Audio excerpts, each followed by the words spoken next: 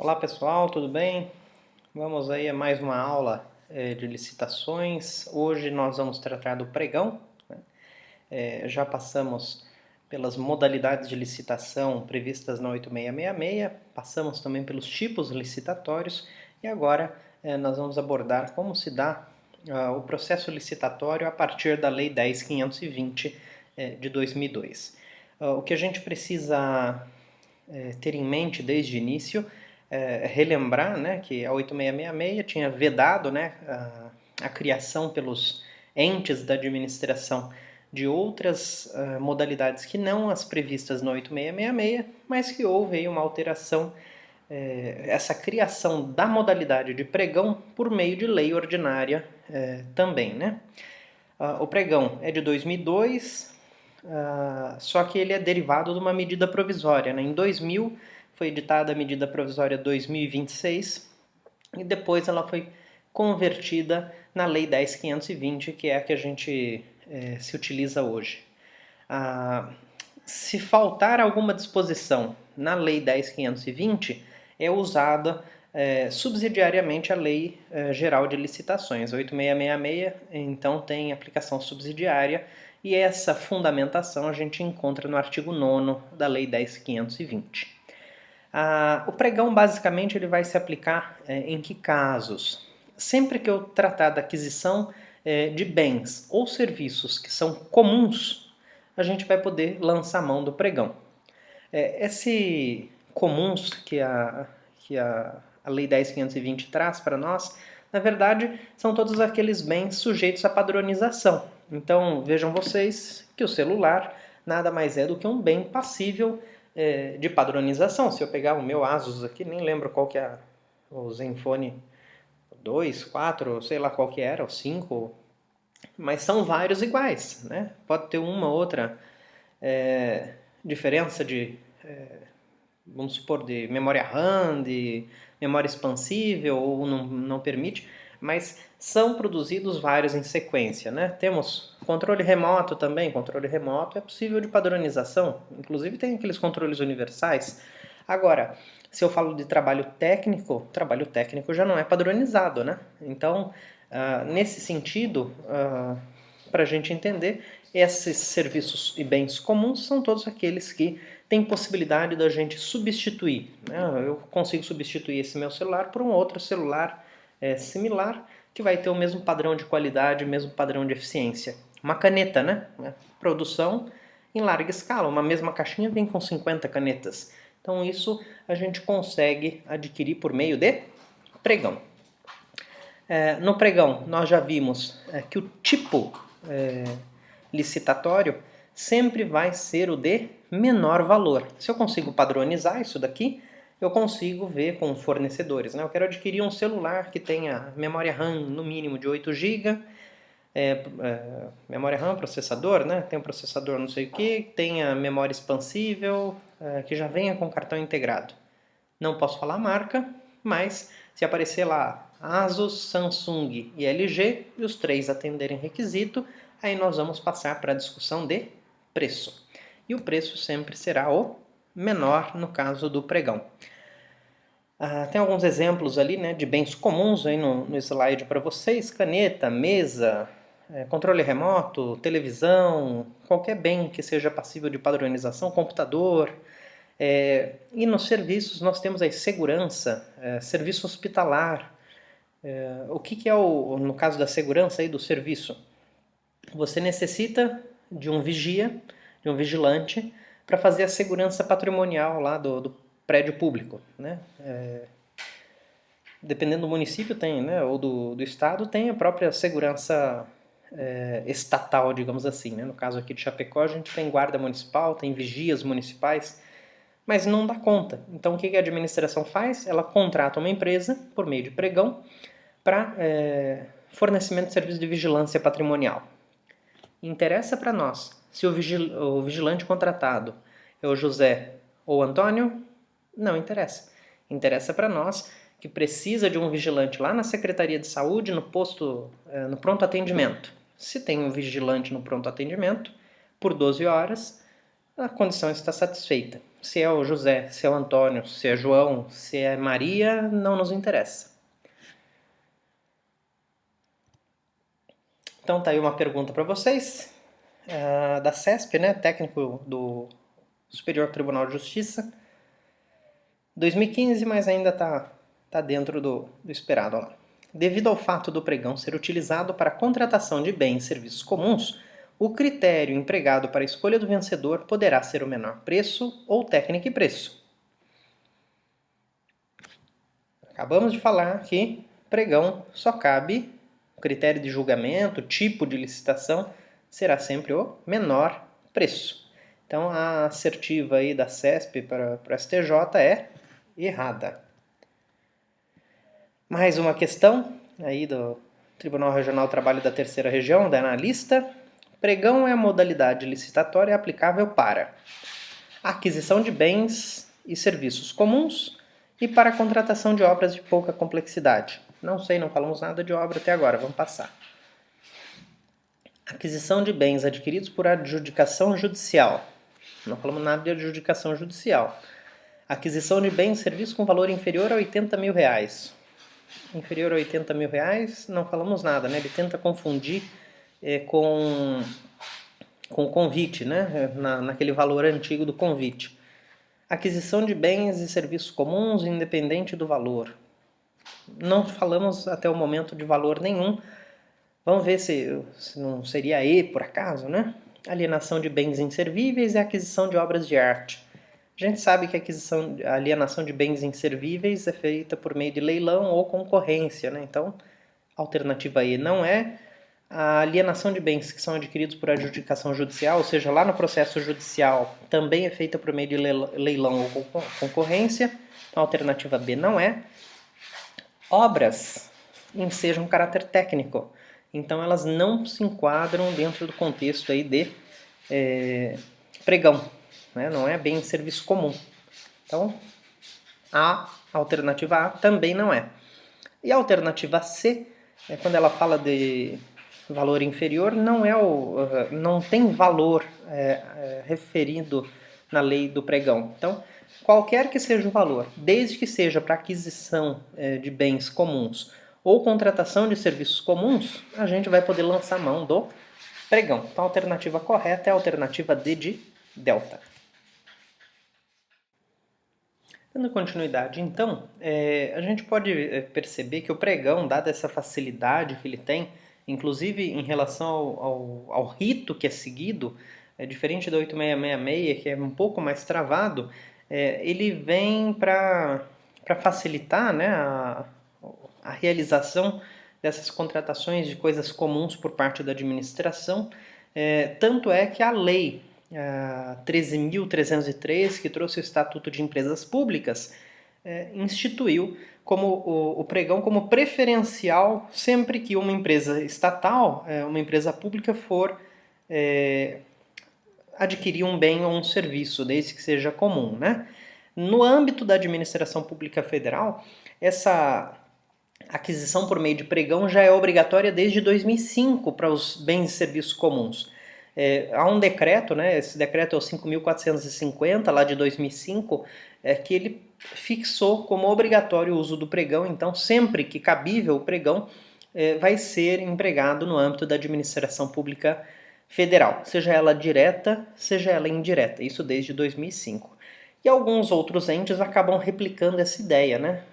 Como o procedimento é mais simplificado no pregão, então a administração de outros entes acaba seguindo por essa modalidade licitatória. O pregão ele pode ser tanto presencial quanto eletrônico, né? Então, já vem, né? As outras licitações elas vão ser realizadas normalmente de forma física, né? Até pode ser por meio de processo eletrônico, mas o comum é que elas ocorram fisicamente. Já o pregão ele pode ocorrer tanto presencialmente quanto na forma eletrônica. Né? O pregão ele tem duas fases, uma é interna e a outra é externa. Essa fase interna é interna para quem? Interna na administração, né? É uma fase preparatória, ela é regulamentada a partir do artigo 3º da Lei 10.520 e ela começa, né, com a justificativa da autoridade do porquê que eu estou seguindo, por que eu estou querendo realizar aquele pregão. Feita essa justificativa, né, por necessidade. Por que eu quero adquirir celulares? Porque o pessoal que está na rua, eu quero adquirir tablets, né? Os meus guardas municipais têm consulta eletrônica, né, por meio de sistema informatizado e vão receber as ocorrências direto no tablet. Só que o tablet não vai ser o particular, né? Se ele está prestando serviço público, não vai lançar mão. Vai que quebra o aparelho dele e o que o poder público vai fazer? Vai ressarcir? Então, o poder público fornece o material de serviço e o que a gente está pretendendo fazer é o tablet. Daí a gente põe que vai facilitar a gestão de ocorrência, que vai reduzir o tempo de resposta ao cidadão, tudo isso a gente justifica do porquê que a gente está realizando aquele pregão para adquirir, define o objeto. Tablet com memória RAM de 16 GB, no mínimo, expansível com cartão de 64 GB, etc. e tal. Feita essa definição do objeto, eu vou em 3 fornecedores distintos, no mínimo, né? Essa regra pode variar, né? A administração pode estabelecer que no mínimo são 5. Não é fixo, mas o padrão é a gente pleitear pelo menos 3 orçamentos para dizer que tem uma variedade de fornecedores. Então, adquirimos esses orçamentos diferentes, de diferentes fornecedores, para aquele objeto que foi definido e juntamos ao processo. Feito isso, nós designamos também um servidor para ser o pregoeiro, que é quem vai conduzir o processo do pregão, né? Que é quem vai decidir sobre recurso em primeira fase, e também definimos a equipe que vai apoiar esse pregoeiro. Então é nomeado o pregoeiro e sua equipe de apoio. Essa nomeação, né, já podemos colocar que pode ser prévia ao processo, né? Já posso ter uma comissão permanente de licitações e essa comissão vai desempenhar as funções, inclusive do pregão, ou eu posso estabelecer uma equipe, um pregoeiro e uma equipe de apoio específica para aquela aquisição. Tá? Então aí temos uma questão da CESP de 2016, né, para auditor do Tribunal de Contas do Pará. No pregão, os membros da equipe de apoio deverão, em sua maioria, ser servidores que ocupem cargo efetivo ou emprego na administração e que pertençam, preferencialmente, ao quadro permanente do órgão ou entidade responsável pelo evento. Vejam, essa questão aí da CESP, ela reflete exatamente o que está colocado no artigo 3º da Lei 10.520, no parágrafo 1º. Ele diz sucintamente que os membros, né, a equipe de apoio deve ser integrada, né, por servidores, esses servidores ocupantes de cargo efetivo ou emprego na administração e que preferencialmente pertençam ao quadro permanente do órgão ou entidade que está promovendo aquele certame, aquele pregão. Então, a questão assertiva da CESP está certa, o fundamento está lá no artigo 3º, parágrafo 1º da Lei 10.520, perfeitamente correta. Já a segunda fase do pregão, ela se chama uma fase externa, né? Fase externa por quê? Porque é dado conhecimento ao público para que ele, olha, nós, administração, queremos adquirir um bem ou serviço comum e para isso estamos informando que no dia tal, né, vai ser disponibilizado o edital. Essa convocação, essa publicação do aviso do edital, ela é feita por meio da imprensa oficial ou também por meio do site, né, daquele ente federativo. Então, se eu tenho um município, eu tenho meu site lá, meu portal da transparência, eu posso publicar só no portal da transparência ou também posso publicar no portal de compras do município, né? Esse aviso de realização do pregão, ele define qual objeto, né, que vai ser licitado. Então, eu quero adquirir o tablet, né, que é o nosso caso. Então, informa-se que a administração realizará a licitação por meio da modalidade pregão para adquirir tablets para uso pela Guarda Municipal, conforme edital, que será divulgado no dia, local e horário adiante, né? Então, vai ficar disponível no site do município, ou estará disponível na Secretaria de Administração e Finanças, a partir do dia 18 de outubro, às 8 horas da manhã. As cópias, né, desse edital, né? O edital ele vem todos os elementos, não muda muito do que tá 8666 prevê, mas as cópias e qualquer aviso relacionado àquela licitação fica disponível para qualquer pessoa, só vai ser cobrado se a cópia for reproduzida fisicamente, né? Daí a administração pode cobrar por essa reprodução, mas se alguém quiser simplesmente chegar e consultar, o processo é público. A publicação do aviso, ela já informa também um prazo para apresentação de propostas, né? Então, o mínimo desse prazo é de 8 dias úteis. Esses 8 dias, então, se eu publico hoje, dia 17 de outubro, que é quando vocês estão vendo esse vídeo, eu tenho que lançar automaticamente para frente 8 dias úteis, no mínimo, para que eu possa realizar a sessão de recebimento das propostas. Essa sessão é pública, né? Então qualquer pessoa pode ir lá assistir, acompanhar, ou se for eletrônica, aí já tem que ter chave de acesso, é um pouquinho mais complicado, mas teoricamente qualquer licitante que estiver dentro da licitação consegue acompanhar. Então, nessa sessão pública em que vão ser recebidos os envelopes, esses envelopes eles são divididos em duas partes, né? Nós temos uma parte destinada à habilitação, documentos. Essa parte nós vamos reservar, não vamos usar agora, né? Os documentos de habilitação. Vai ficar guardadinho em cima da mesa. E outra parte relacionada à indicação, né? De que eu atendo ao objeto e o meu preço. Então tem o envelope de habilitação, documentos de qualificação, guardado, e o outro envelope é o que nós vamos abrir. Nós vamos pegar esse envelope que tem a indicação do objeto e do preço, nós passamos a análise de preços. E nós vamos elencar quais são os preços apresentados. Se nós temos 3 licitantes lá, cada tablet ofereceram. O primeiro ofereceu R$100 o tablet. O segundo ofereceu R$150 o tablet. O terceiro ofereceu R$50 o tablet. O quarto ofereceu R$200 o tablet. Nós vamos colocar 200, 100, R$50, né? Põe em ordem. Então, aquele valor, o mínimo, nós vamos pegar de referência. Então, 50 nós vamos pegar de referência. Pega-se esse menor valor e os preços que sejam superiores a ele em até 10%. Né? Esse procedimento nós vamos encontrar lá no artigo 4º, inciso 8.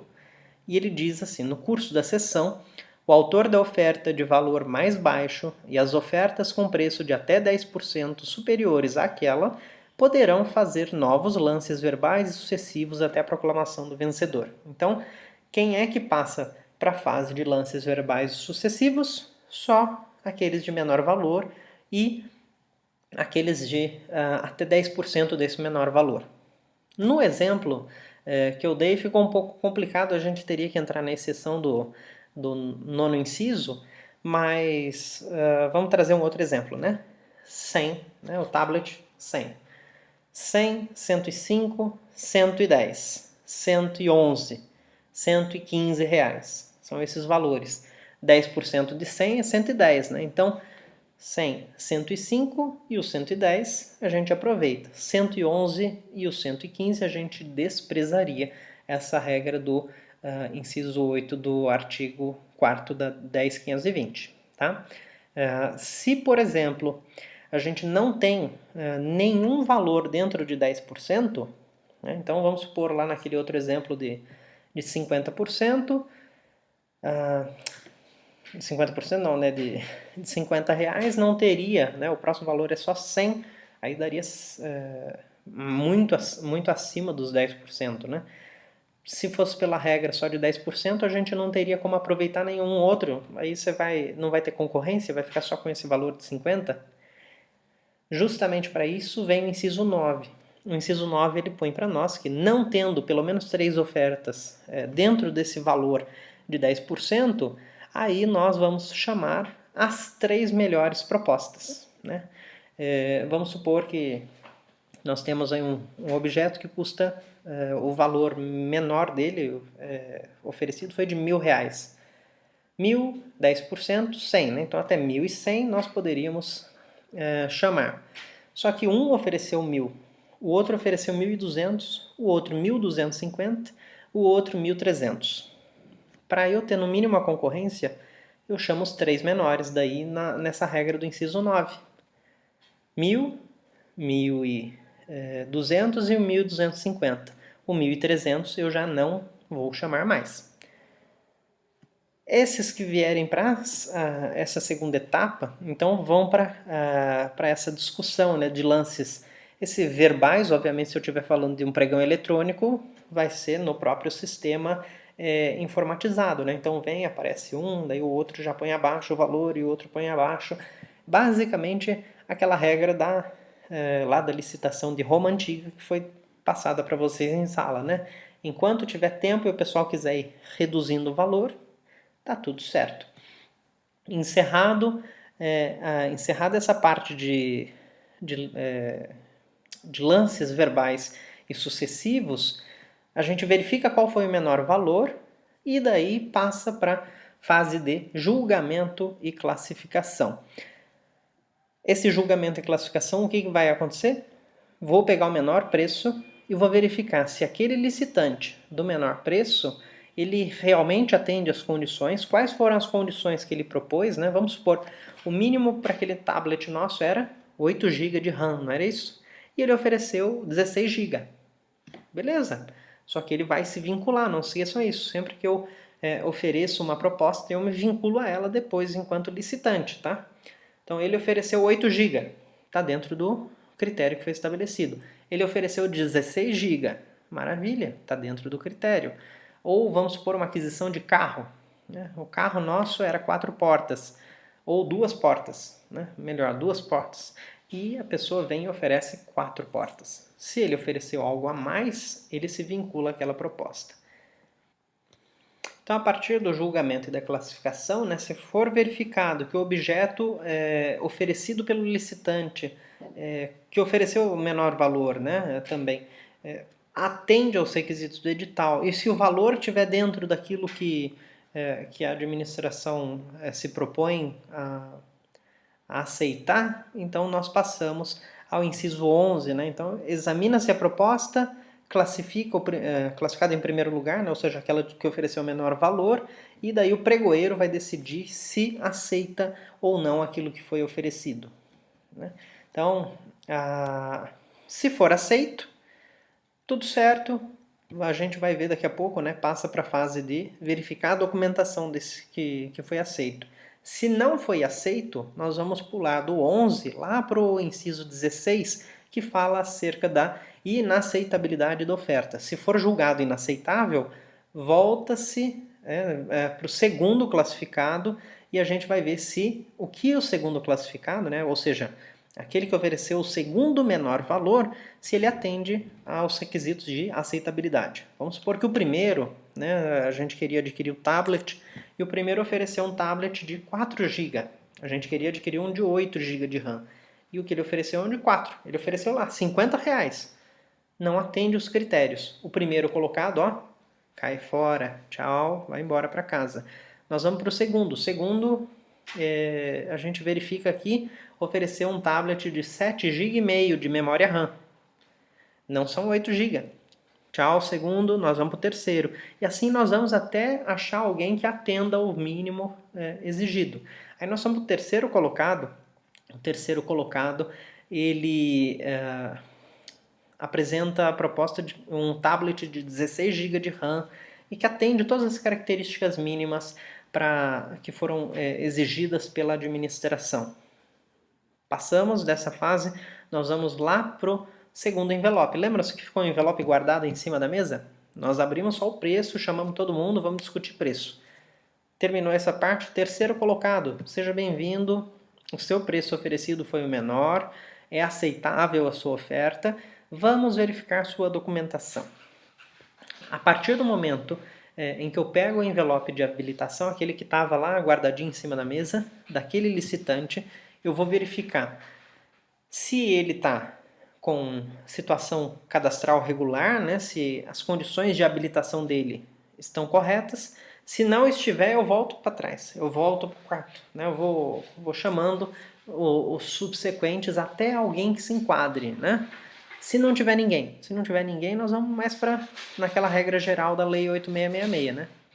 Então eu pego o envelope de habilitação, verifico se aquele licitante atende todos os critérios, né? Se não contrata menor, se tem CNPJ, se não deve para fazenda pública, né? Estadual, municipal, federal, se tem dívida trabalhista, tudo isso a gente verifica a situação dele de habilitação. Se tiver tudo certo, nós declaramos, né, o pregoeiro declara esse licitante como licitante vencedor, tá certo? Então, analisa-se primeiro o preço, né? Todo mundo que está presente ali a gente chama dentro daquela regra de 10% do menor valor ou as 3 melhores propostas para discutir o preço. Finalizamos, classificamos, pegamos aquele que ofereceu o menor valor e as melhores condições, né? Então, verificamos se ele atende aos critérios de habilitação, desde que a oferta dele seja aceitável. Se atende aos critérios de habilitação, maravilha. Se ele estiver em situação regular, aí nós vamos declarar aquele licitante como vencedor. Se ele não atender os critérios de habilitação, passa-se para o próximo licitante e assim sucessivamente. Declarado vencedor, o pregoeiro ele já adjudica aquele objeto da licitação para aquele vencedor. O pregoeiro adjudica, né? Não vai para prefeito, não vai para o chefe imediato. É o próprio pregoeiro que faz essa adjudicação, ou seja, é tipo uma promessa, né? Ó, você foi vencedor, provavelmente, né, pretenso contratado da administração para fornecer aquele objeto. Abre-se um prazo de 3 dias, né? A partir do momento da declaração já tem que constar na ata da sessão pública a intenção de se recorrer. Então, imediatamente, né, vamos supor que o primeiro colocado foi desclassificado. Ali na ata ele já tem que falar, ó, nós vamos recorrer. Se não fizer isso, perdeu o prazo, né? Decai o direito de recurso. Na ata já tem que constar na sessão pública e daí ali abre-se o prazo de 3 dias para apresentar as razões recursais. Recebido o recurso, a administração tem 3 dias, né, para receber contrarrazões, né, e 3 dias aí ela já pode julgar se acolhe ou se rejeita o recurso. Se ela rejeita o recurso, volta-se lá para a fase de adjudicação. Se for acolhido o recurso, todos os atos derivados, né? Então o que for indicado, vamos supor que a habilitação que foi o questionado. Eu, primeiro colocado, fui afastado da licitação porque houve minha inabilitação. E a inabilitação foi indevida e a administração depois reconhece isso. Todos os outros atos, né, todo aquele julgamento de preço, etc., tudo isso é mantido. Da habilitação em diante é que a administração vai rever. Então, se eu era o primeiro, o segundo que foi o adjudicado, né, que foi declarado vencedor o segundo, e eu primeiro fui inabilitado, volta-se até onde até onde dá para se aproveitar. A adjudicação não seria aproveitado, a declaração de vencedor não seria aproveitado, volta-se então para a fase de análise da minha oferta, né, se ela é aceitável ou não, se eu atendo os critérios de habilitação, se atendo os critérios, eu que tinha sido inabilitado antes, é que vou ser declarado vencedor e o objeto vai ser adjudicado para mim. Tá? Adjudicado o objeto, passa-se a fase de homologação. Essa homologação é feita daí sim pela autoridade superior, né, ao pregoeiro, e depois da homologação, a próxima fase é chamar para assinatura do contrato. E se o pretenso contratado, né, o adjudicatário, não comparecer? Se o adjudicatário não comparece, nós vamos chamar o segundo colocado ou o terceiro colocado, aquele que viria na sequência daquele que foi declarado vencedor. tá? E nós vamos voltar àquela fase de verificar se a proposta é aceitável. Por isso que o procedimento do pregão ele é mais célere que as outras modalidades de licitação, porque ela permite o aproveitamento dos atos em fases subsequentes, né? Se um não é habilitado, pega-se o outro, daí sim se analisa a documentação. Se não, a gente analisa só a documentação do terceiro, se não, só a do quarto. Se o quarto que foi adjudicado não comparece, a gente chama o quinto e assim vai sucessivamente, tá? Essa regra, né, da assinatura do contratado, do adjudicatário que não comparece para a assinatura do contrato, vocês encontram lá no inciso 23 do artigo 4º e ele nos remete ao inciso 16, ou seja, volta-se àquela questão de não aceita a oferta, passa-se para o próximo para análise da oferta, da aceitabilidade. Aí tem um exemplo projetado para vocês, né, do que é um aviso de licitação, de um pregão eletrônico, no caso, né, do Instituto Federal lá do Instituto Federal Baiano. E vejam que tem a identificação de quem está promovendo aquela licitação, qual é o objeto ali, registro de preço no caso, para aquisição de gás GLP, o edital, onde está disponível, endereço, né, horário, disponível no site tal, quando será a sessão pública para abertura para entrega das propostas, quando é que serão abertas as propostas e assim sucessivamente. Temos aí uma questão de concurso, então, da Consulplan para analista do Tribunal Regional Eleitoral de Minas. A Administração Pública Estadual pretende realizar uma licitação para contratar serviço de dedetização, decidindo-se pela utilização da modalidade de pregão. Diante do exposto, é correto afirmar que o pregão, como modalidade de procedimento licitatório, não pode ser utilizado pelos Estados, uma vez que foi criado pela Lei Federal 10.520 e direcionado à União Federal. Não tem nada a ver. Na verdade, a medida provisória de 2000, inicialmente, ela previa que o pregão seria utilizado apenas pela União, mas com a conversão na Lei 10.520, essa restrição para uso apenas por parte da União, ela caiu e, consequentemente, o pregão passou a ser utilizado, passou a ser admitido para qualquer ente da federação. Alternativa B, no caso, não é necessária a realização de licitação em qualquer de suas modalidades. Nada a ver, né? Não tem nada a ver com urgência, muito menos hipótese de licitação dispensada. É possível a utilização, sendo certo que o pregão é procedimento licitatório exclusivamente documental. A gente viu que tem uma fase de lances verbais, então não é só documento. Por isso, a alternativa C não é adequada. Alternativa D, é possível a utilização do pregão de modo que somente se procederá à verificação de habilitação do licitante vencedor, etapa que sucede a de julgamento, em contraposição ao que ocorre regularmente na 8666. Isso mesmo, é o que a gente viu. A fase de habilitação, análise documental, a gente posterga, né? Fica depois. Primeiro a gente discute preço e depois a gente discute documentação. Que a alternativa E não é possível a utilização, é sim, né? Porque é serviço comum. Então, nesse caso ali, a alternativa D responde adequadamente a nossa questão. Vejam que o artigo 6º da Lei 10.520, ele estabelece um prazo de validade das propostas. Esse prazo é de 60 dias ou um outro que estiver estipulado no próprio edital, né? Então, esse prazo, ele vincula as partes. O artigo 5º, por sua vez, ele fala de algumas vedações que são aplicáveis no contexto de pregão. Dentre elas, é vedada a garantia de proposta, ou seja, eu não posso exigir uma garantia do licitante que foi adjudicado como vencedor para que futuramente ele me forneça dentro daquele valor ou dentro daquela proposta apresentada como aceitável. É vedada ainda a aquisição do edital, né, pelos licitantes, ou seja, o edital é público, o que eu posso cobrar é só a reprodução do edital, né? Então, nesse caso, Pagamento de taxas também não deve ser exigido de qualquer licitante, apenas taxa eventual de reprodução física de documentos. Se o edital é disponível, né, em PDF, posso salvar sem custo nenhum para a pessoa. Tá? Essa é a regra colocada lá no artigo 5º da 10.520.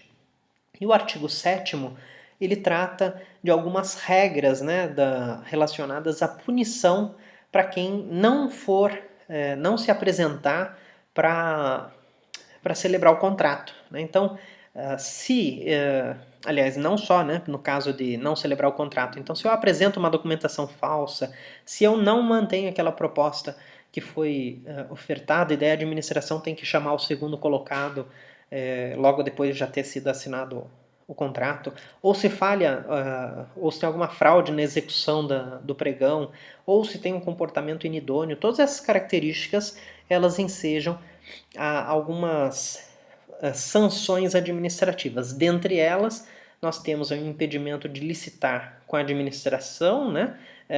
Ou ainda o descadastramento daquela pessoa jurídica do cadastro de fornecedores. E daí aí está projetado para vocês como CICAF, que é o cadastro federal, mas pode ser um cadastro municipal ou cadastro estadual. Esse impedimento de licitar, ele vai viger por até 5 anos, né? Então a administração, quando vai sopesar ali a punição, quando vai fazer a dosimetria da pena, pode colocar só 6 meses o impedimento de licitar, ou ainda pode aplicar aí uma sanção de até efetivamente 5 anos redondos, dependendo do prejuízo que a administração puder vir a experimentar com aquela prática, com aquela conduta por parte do adjudicado.